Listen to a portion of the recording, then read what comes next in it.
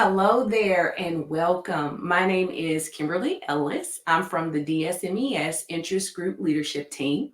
I serve as the Communications Director, and we are presenting a three-part webinar series, and I will be kicking off the first webinar.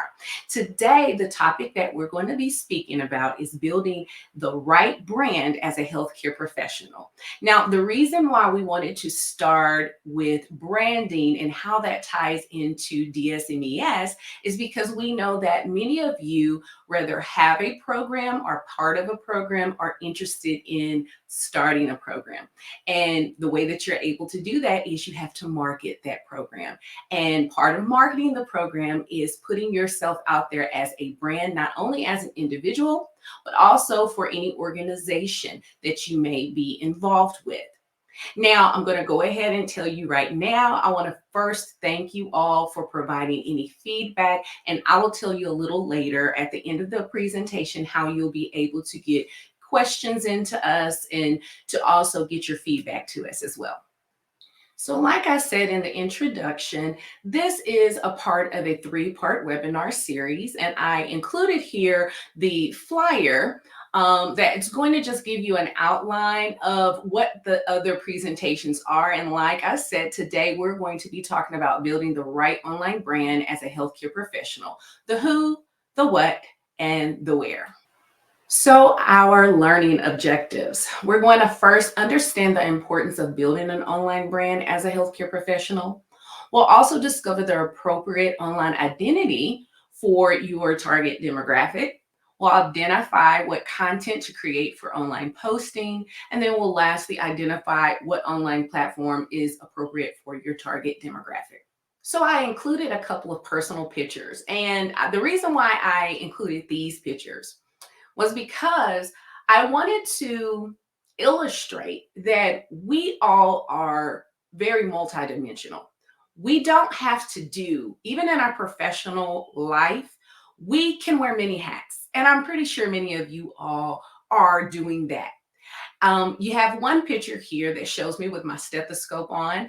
I am a family nurse practitioner as well as a diabetes educator. I also, in addition to working a 9-to-5 job, I also have a learning educational consulting firm where I help organizations build out learning opportunities for their staff and their patients.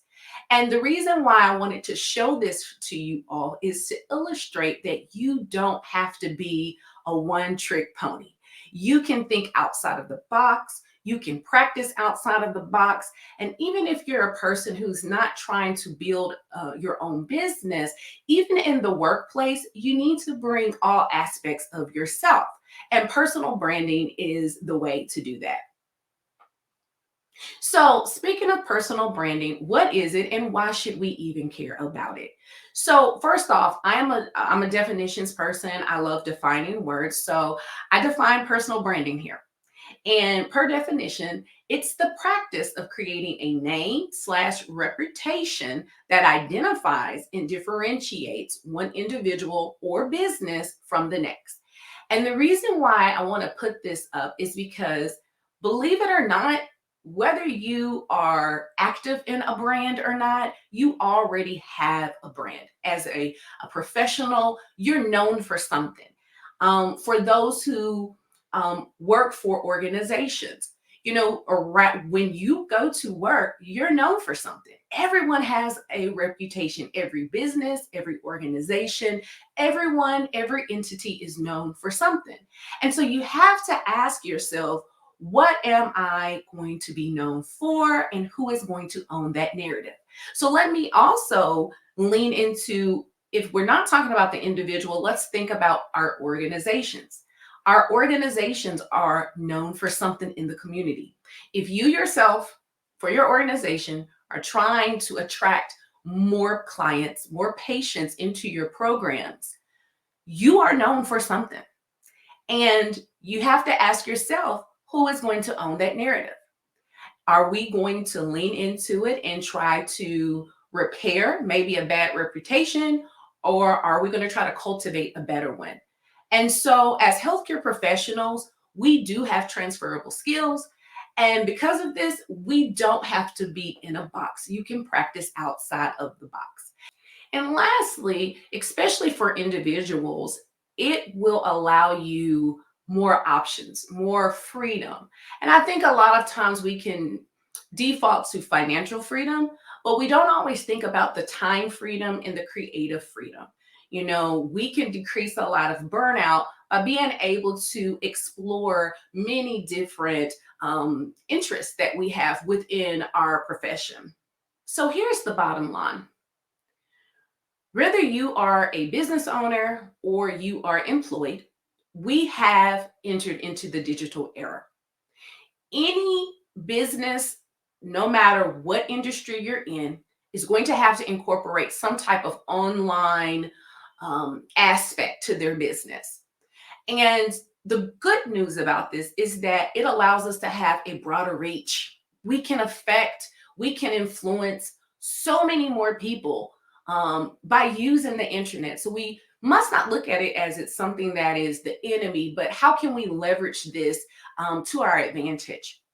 Also, when it comes to marketing, when it comes to branding, because again, if you are a person who is trying to get more individuals into your program, maybe you're interested in starting your own program, gone are the days where you're going to necessarily be taking out ads in a newspaper. You can do that, but people just don't do the newspaper now like how we used to years ago. And even with commercials can become very costly, and there's no guarantee that you're going to actually reach your target audience. But by optimizing your website, leveraging Google, which there's a lot you can do there, and even using social media, you can effectively reach your target client. And in many cases, you can do this for virtually free. So, something I always love to say is that it's not about what you know, it's not about who you know, but it's about who knows you.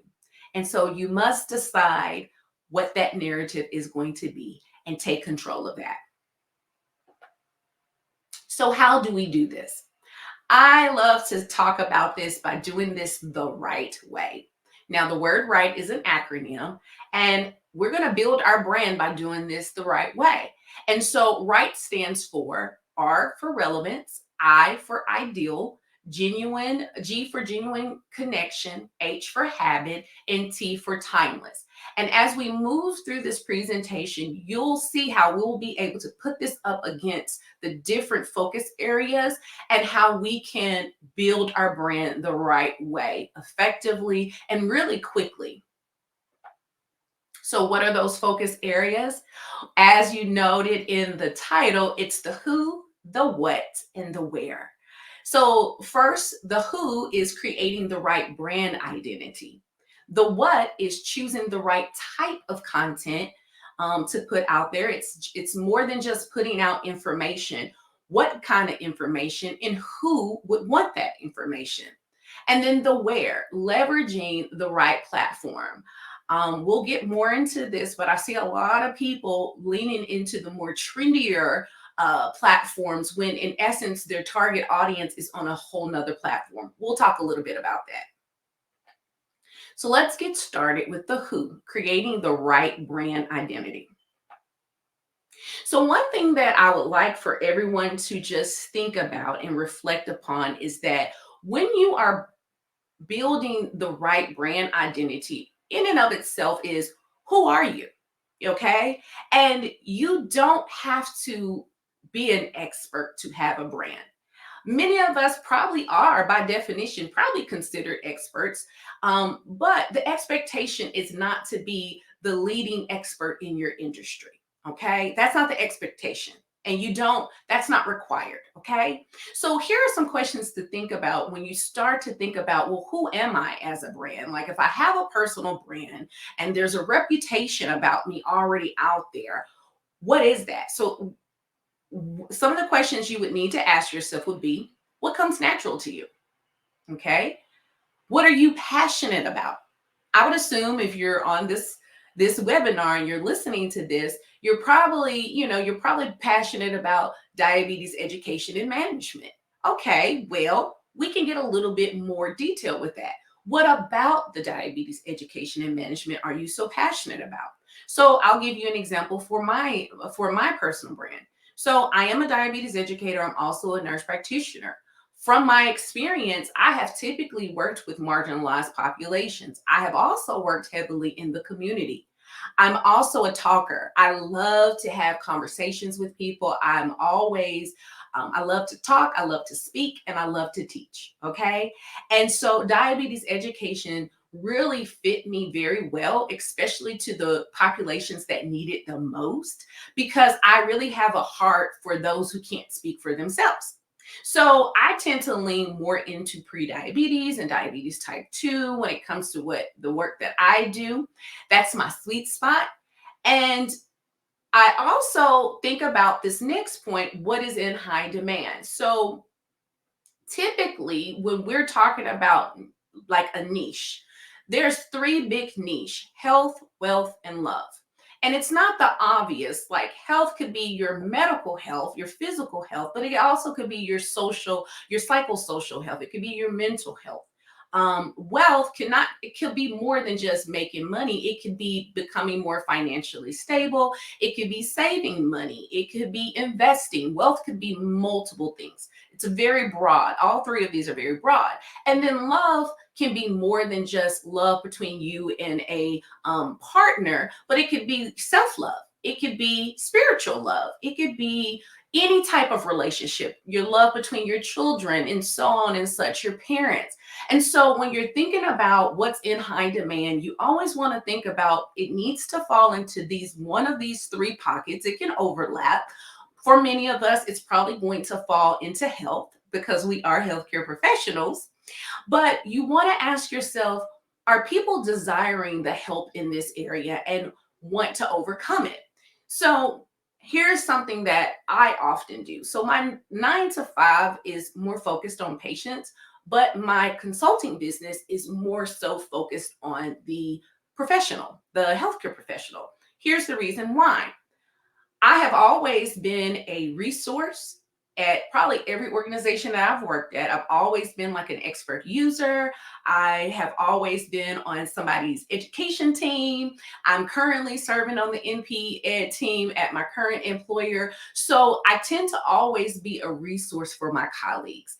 And as I started putting out more information online for diabetes education and management, I started to have a lot of people to ask me about specific topics within diabetes. You know, everyone is not in the industry, they're not working in diabetes as much as I do. So I would have people, colleagues, that would ask questions. And so I decided that it would be good to put out information and education for the professional, continuing education. So I thought about what are people desiring? What do people ask me about? And that's how I was able to decide what was the desire, what was the high demand. And then who wants help in this area and where are they? So thinking about, again, I was already having a lot of people asking me who are colleagues.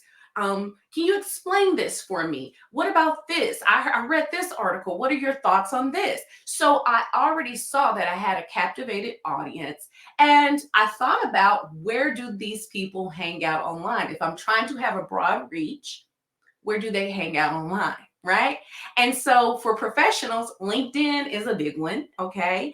Instagram has a good professional, believe it or not, has a very good population over there as well. But I most definitely, if I want to be speaking professionally, I definitely am going to need to be leveraging LinkedIn.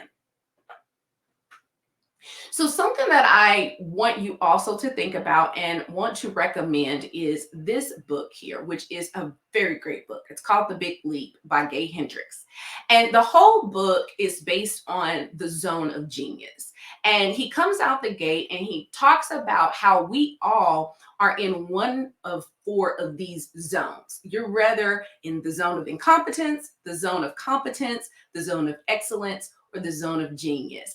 And so the option, like your your goal is to get into your zone of genius. And so let me go through what each one of these are and just think and reflect to yourself, whether it is in your personal life or professionally, where do you find yourself most of the time? Okay. So first up is the zone of incompetence. Now, these are activities that you're not good at. And to be quite frank, you probably don't like them. Okay. These are the things that you're not good at and you probably don't like. Well, with zone of competence, these are activities that you are competent in, but you probably are not very excited about them, and probably others can do them just as well, right? So think about your job and the different tasks that you have, right? And these zones are also very good to think about when you're thinking about what to delegate and what to partner with other people with. So with the zone of competence, again, you're good, you can do it, but you're probably not great at it, and you're probably indifferent about these activities. The next zone is zone of excellence. Now, you have to be careful in this zone because this is where you'll find a lot of very successful people here. You can find yourself in this zone that you do these activities very well, but they probably don't ignite your fire, right? So you can find a lot of healthcare professionals can find themselves here. There are areas in my day-to-day job that I do well. I do well better than most, but I don't get excited about them. They don't fuel me, right? They don't give me fulfillment. But when your zone of genius, these are activities that are uniquely suited for you. And in this zone, this is where you'll be the most liberated. Again, like I said, I have found that I am actually very good at speaking. I'm also very good at teaching. And here's the reason why, because I have a knack of breaking down complex ideas and making them very simple, taking complexity to simplicity. And it could be because of the demographic that I tend to deal with.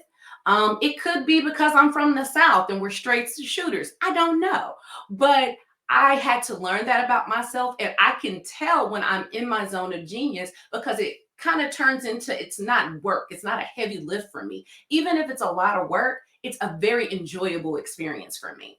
So the purpose of all of this is to be very aware when you're in a zone, right? And what puts you in that zone. When you're thinking about what you're good at, when you're thinking about, how do you partner with people? And again, like what needs to be delegated, you want to probably delegate the things that you're incompetent in and even things that you're competent in, because if you're not interested in it, it will take more of your time.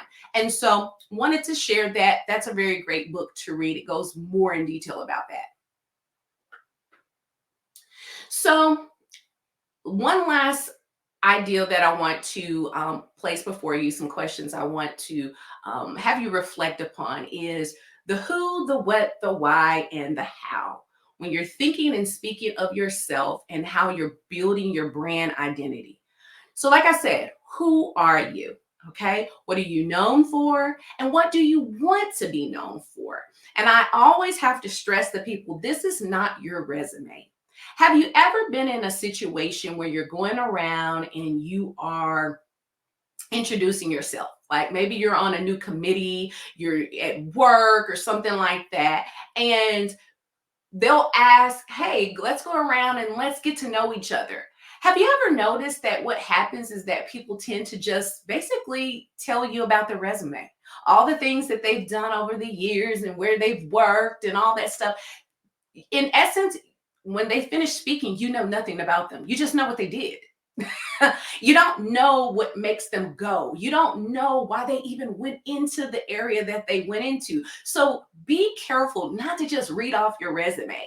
Like actually say who you are and also lead the narrative of what you want to be known for. So again, like I said, I could say on one hand, hi, my name is Kimberly Ellis. I'm a nurse practitioner and I'm a diabetes educator. I could say it that way. And yes, now you know what I do for a living. Or I can say, hi, my name is Kimberly Ellis. I am very passionate about helping marginalized populations that struggle with prediabetes and diabetes type 2. I love getting into the community, being the boots on the ground. I love educating and being face to face with the people and getting the pulse of the people. Which one sounds more inspiring? Which one would people want to get behind? Who would want to attach themselves? Which one would you want to attach yourself to? The first one or the second one? Okay. Now, the next question is, what do you do? Now, this is where you can say what you do. You can say, yes, I'm a care provider, I'm a coach, I'm a speaker, consultant.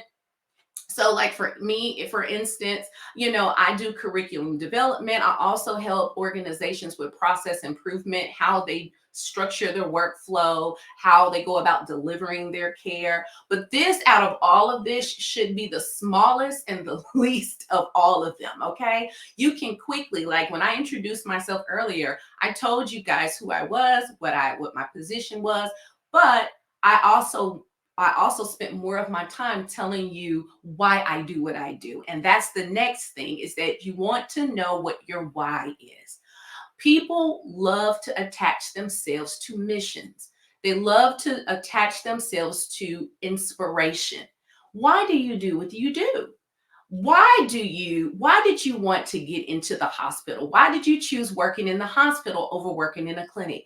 Why do you choose to work in the clinic over the hospital? Why are you so passionate about type 1 or gestational diabetes or whatever? Think about your why and what keeps you going, right? And then how do you do that?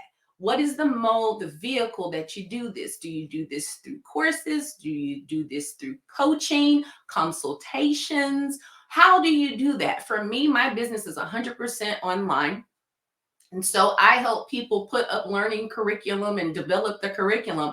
I have a family. I can't go, all over the nation. And so I'm able to do a lot of work remotely. And so I do it that way. That is how I like to do my work.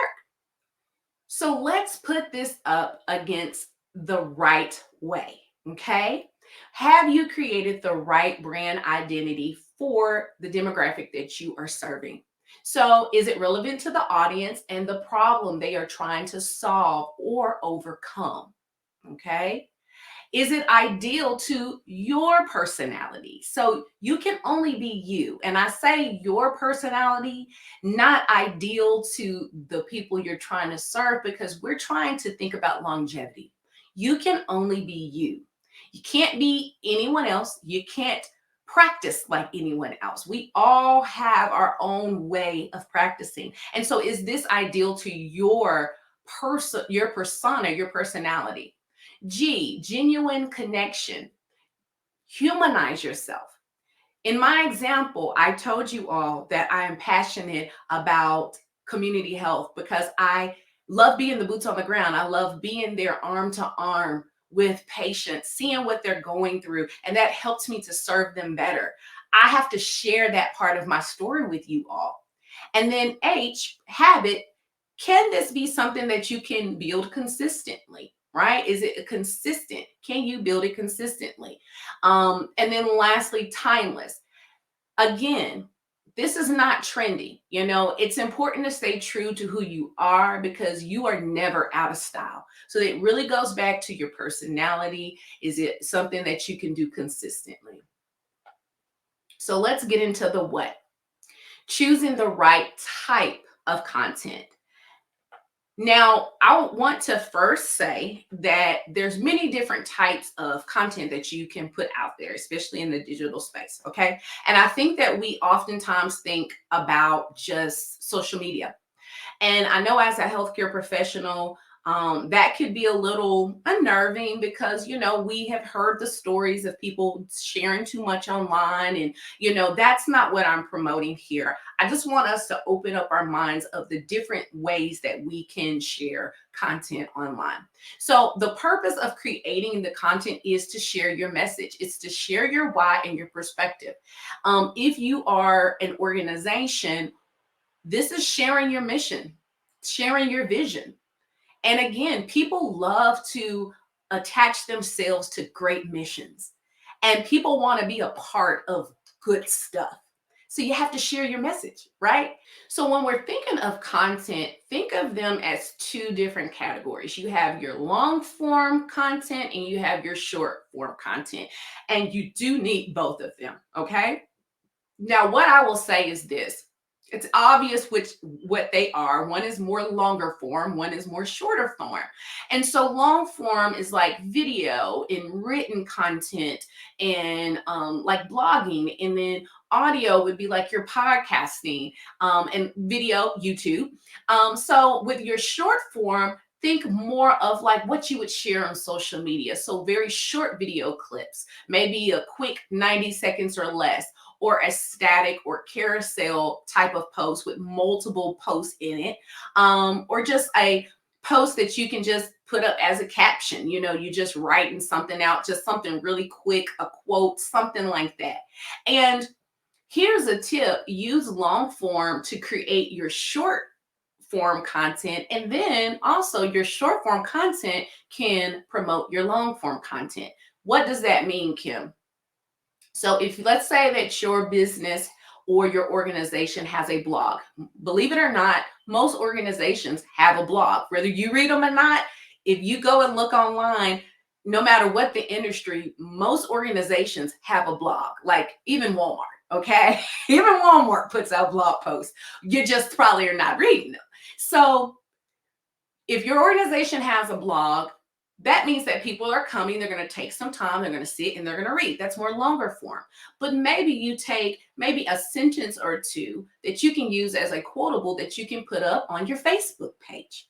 So that's how you can, and then refer people back to your blog post. If you like this little tidbit that we just shared, go read the whole blog post over on our website. Okay. And you can use that long form to create your short form, and your short form can then promote your long form. And so you're working smarter and not harder. I hope that makes sense. Okay. And so your pillar content should be something that is for your target demographic, and something that is, again, something that would be in line with who you are as a brand. Okay. So go with the content types that not only appeal to you, but to your target audience. So let's put this up on against the right way. Okay. So is your content, is it relevant content for your audience? Is this what they are looking for? And is it solving the problem or answers the question that they have? Okay. What I find is that, especially with healthcare professionals, we know a lot of information. And sometimes we can go deeper than what our target audience actually wants. I had to learn this the hard way as a nurse practitioner and a person who is in diabetes education and management. I can talk a lot about diabetes, but I found that a lot of times what my patients really want to know is, can they take this supplement with their prescription medicines? That's what they want to know. They don't want to know what everything does and how the medication works and how it works with this supplement. They just want to know, is it safe to take supplements with my prescription medicine? Or a question I get often is what's the best diet with someone who has diabetes? I get that question often from my patients. From providers, I have a lot of people that ask me about insulin and how to go about initiating insulin and how to go about advancing insulin. Many people are not as comfortable with that. How to get medications covered. Yes, there's lots of great new medicines out there, but insurance, it's a fight with them sometimes. How do I go about doing that? So I'm listening to my audience and I'm creating content based on what they're asking and what kind of questions or problems that I'm seeing that people are saying that they have. Okay, that's relevant, but then ideal content that aligns again with your personality. I'm a person, I love to talk. I am comfortable on camera. So I personally have a YouTube channel. Okay. I don't have a lot of time to sit down and write. So being able to turn on a camera, say a quick little blurb here and there and put it up, that's more ideal for my personality. Plus, with video, people can see who you are. They can see the inflection in your voice. They can hear the inflection in your voice. You can see my facial expressions. You can see the sarcasm. You can see when I'm being sarcastic. G, genuine connection. You want to create content that creates a genuine connection, because then that equals direction. What do I mean by that is, if you are trying to direct people to come into your office more, if you're trying to get more clients, if you're trying to insert whatever your goal is, you want to first connect with people, because that's when people move. That's when people make action. Okay. Habit. Will you be able to form a habit with this type of content? Make a commitment so you can stay consistent. What I mean by a habit is, if you know, again, though I can write well, I don't like writing. So blogging probably wouldn't be the best type of content for me, right? I don't really have a lot of time to sit down and write. And it's just easier. It better suits my personality to just do a video. Okay. And so that's the way that I can make a habit out of it, because it's more in line with who I am as a person.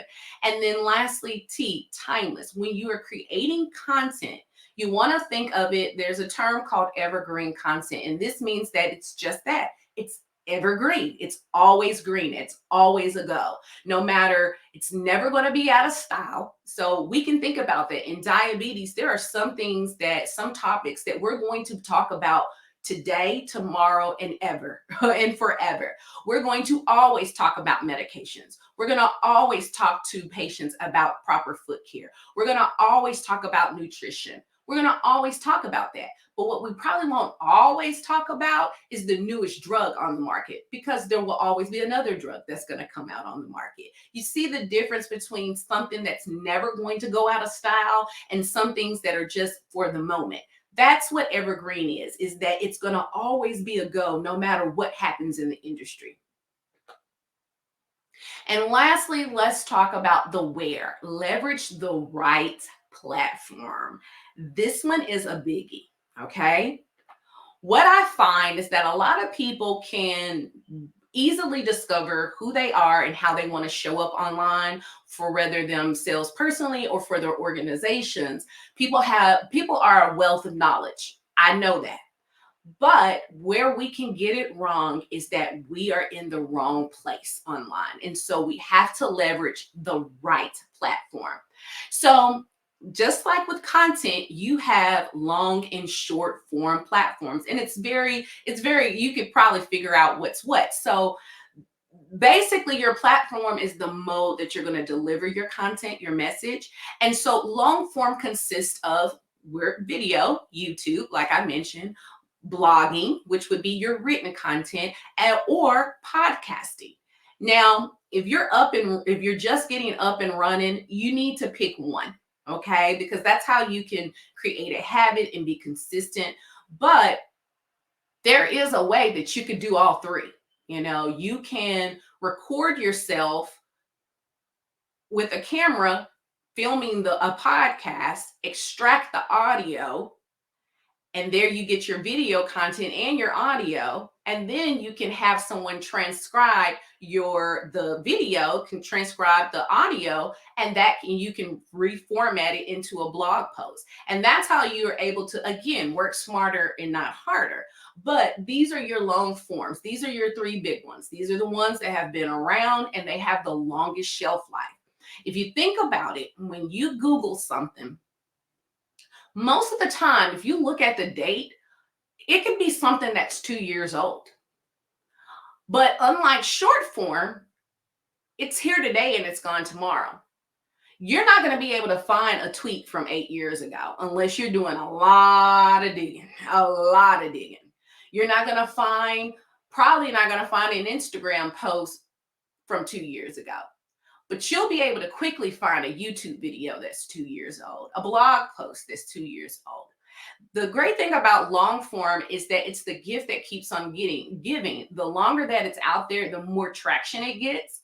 Whereas with your short form, which consists of your social media platforms, they are effective, but it's for promotion. It's better for promotion and getting the word out. It's that quick I'm yelling out to you what I'm offering. But you always want to get people over to your long form, because that's where people can come in and they can get a better idea of what your offering is.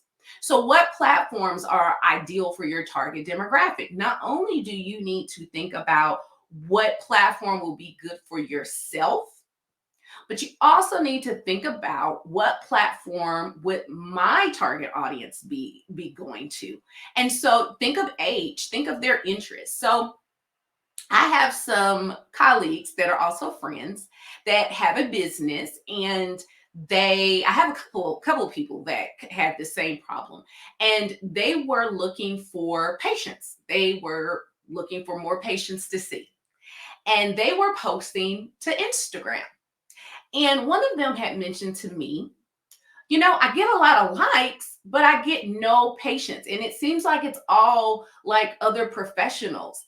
And I told this person, it's because people who are on Instagram, they're not your patients. The patients that you're trying to see, which are typically that this person's patients, where they're 65 and older, they're not hanging out on Instagram. They're probably on Facebook. Okay. At this point, everybody has a Facebook group. People's grandmothers have Facebook groups. So if you're looking for patients, Facebook is probably going to be better for you. Now, that doesn't mean that you can't find them elsewhere, but if you're trying to get the most bang for your buck, you need to go to where their watering hole is. That's what I like to call it. Where's their watering hole? Where do they like to hang out? Okay. And also keep in mind when you're thinking about like your pillar platform, and I say pillar as in this is going to be your main platform. Okay. Your long and your short form platforms need to be complementary. So for instance, right now, all of the platforms are prioritizing video. So I am a big advocate for people getting on video, because people connect with you more through video. They get to see your personality a lot better versus through words or just hearing your voice. But if let's say your long form platform is YouTube, well, Facebook and Instagram, they're very complementary to a YouTube channel. Let's say you're a blogger and you love to write and you love to link people to different sites and you're just good at blogging. A lot of people overlook and forget about Pinterest. Pinterest is great for bloggers. Okay. So think about what would be complementary. Now, it's not, there's multiple platforms that can be complementary to each other, but just take the time to really think through that. So let's put this up against the right way. So relevant platform to the audience. Like I said, go to their watering hole. Okay. Ideal to your personality. What platform is more natural for you? Again, if you know that you get camera shy, YouTube may not be best for you. Now, there are ways we can get over that. It's just like public speaking. You can get over that. But the one that is a biggie that is personal for me is if you know you don't like to write, don't blog. Just because everybody's telling you to blog, it may not work for you. Okay. And so genuine connection, where can you show up and build a genuine connection? For me, it's YouTube, because again, when I sit and I'm speaking in front of a camera, you can see who I am as a person. My personality comes out on video. Habit, is it a platform that you can build a habit with? Again, going back to blogging, because it's personal for me. If blogging was my only option, I wouldn't be consistent. I wouldn't be consistent because I don't enjoy writing like that. So I would not be able to build a good habit out of that. And then lastly, timeless. I mentioned how long form has long shelf life. So focus your content topics, focus 80% of your topics on your timeless topics, things such as foot care. Okay. You're always going to be educating about foot care. You're always going to be educating about lifestyle modifications. That stuff's never going out of style. And then you can then use 20% on the current and hot topics for relevance because you want to always stay relevant. You always want to be up on the times. Our patients are looking for us to stay up to date. And let's say you're doing more B2B, you're going business to business, and you're working more with organizations. You want to be relevant. Doesn't matter what you do. Okay, so I always tell people focus 80% of your topics on timely topics, and then 20% on the current and hot topics out there. And so that's it, y'all. I wanted to leave you with a quote and just a little bit of inspiration. If you can dream it, have the courage to take action, and have discipline to stay on the right path, you will make it. And I wanted to leave you with that because I know as healthcare professionals, at least for me, when I was going through school, it was put out that we really, as healthcare professionals, should stay offline. And there were some situations that happened over the years that people they abused the online space and maybe had some type of consequence for that. But we have to be able to change with the times and do it responsibly, but also be able to leverage this online space and take it back and take it and own it for us as healthcare professionals. The truth of the matter is that whether you choose to talk about your healthcare topic or not, it's being talked about. And we see it every day. Our patients are getting so much misinformation. We have to get out there and put out the right information. And so I just want to encourage you all and also challenge us to really be forward focused and forward moving in this digital age. So thank you all for attending this webinar. This again is the first of 3 of this webinar series. We want to encourage you all to come and join us out in San Diego, sunny San Diego, for the ADA scientific sessions, which are going to be June 23rd through 26th. And plan to join us on that Saturday because we're gonna have a DSMES session where we're going to summarize the webinars as well as have a panel discussion to answer your questions. And so again, you've been sitting here with me. I'm Kimberly Ellis, and thank you for tuning in.